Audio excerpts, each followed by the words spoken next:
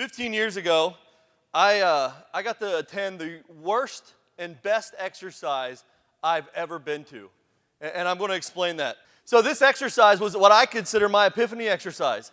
It was one that I was only at as an observer, and I was really new in my exercise career. And it started out with a lot of detail for a tabletop exercise, and it was the very first slide.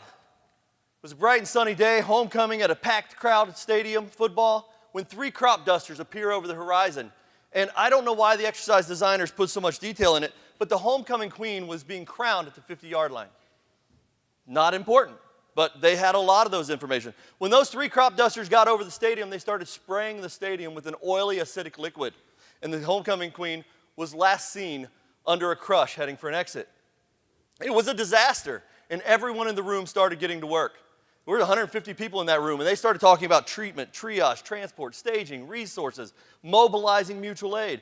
It was, at that point, I was like, this is a great exercise. This was not long after September 11th, and people were trying to figure out the problems. They were untying the knots. When 15 minutes into this really good discussion, the exercise facilitator steps up to the front of the room and says, oh, by the way, we just got an update. Plane number 1 has just crashed into the department headquarters for the fire department, taking out a lot of that specialized resources that we're talking about. So if you're in the room and you work at this building, raise your hand. You guys are now all observers. And at that point, the fire department was ticked off. Like they're being set up to fail. And I was like, well, that seems unfair. And again, I'm just an observer taking notes. And so the fire guys are like upset and they're chawing amongst themselves. But everyone else in the room is busy. And they're still working on those resources. And how do we do it without this? And how do we do it without that? 20 minutes later, facilitator steps back up to the front and he says, by the way, plane number 2 just hit the emergency operations center. Kamikazed right into it. Who works there? You're all observers now. There was an audible groan in the room and people were upset.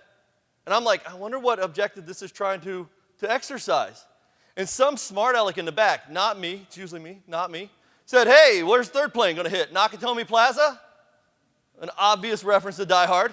Die Hard, for those of you who don't know, took Jack McClane, an NYPD officer who was stuck in this building. It took him to save the people in this building from a terror attack, despite all the best efforts of the Los Angeles Police Department, Fire Department, FBI, and other groups.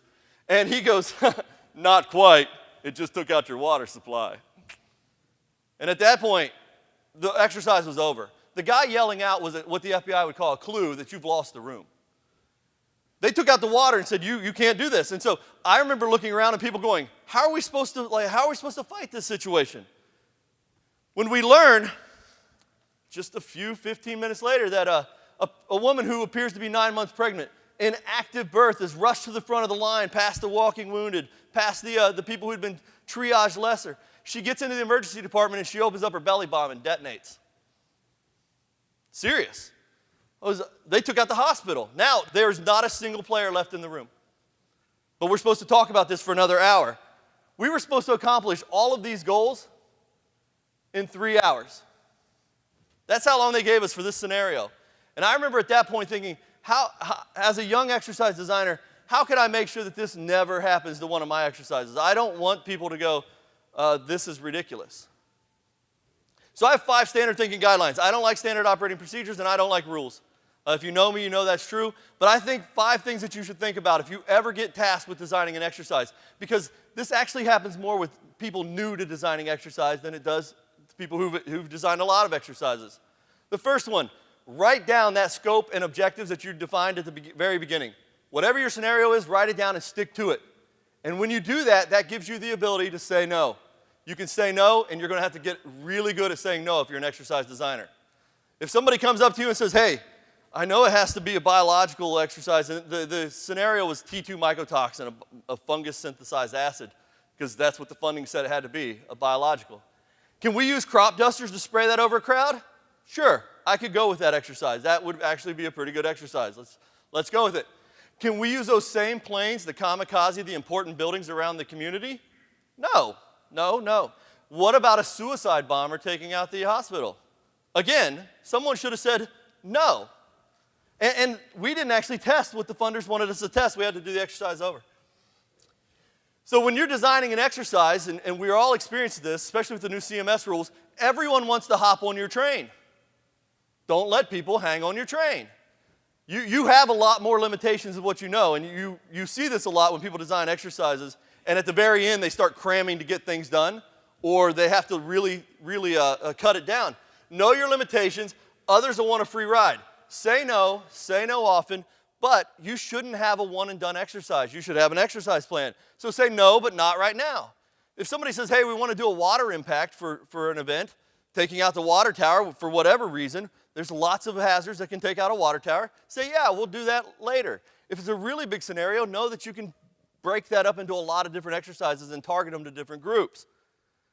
And then if you do, I know there's some funding agencies in the room, if you do have to do something ridiculous to take out a water tower, a hospital, and some other things, then by all means, this is the time where you can have fun. Like choose a movie that you've watched, Sharknado, a zombie attack, an alien attack, and I could take out with a Sharknado, sharks spewing acid over my community. I've done zombie exercises. I've done the Mayan calendar exercise. What's the difference between doing a fictitious exercise and doing one that is serious? That first exercise that I told you, all the responders thought that they should be able to achieve a successful outcome. It was built around something that they went into it thinking that they could win. If we choose a Sharknado attack, they're not going to think that it's winnable. They'll just roll up their sleeves and say, let's see what we can learn about this. Let's practice our incident command. Let's practice our treatment, our triage, our other things. And if you ever find yourself in an exercise situation needing an Arnold Schwarzenegger, a Scarlett Johansson, or a Bruce Willis, you're doing it wrong. Thank you.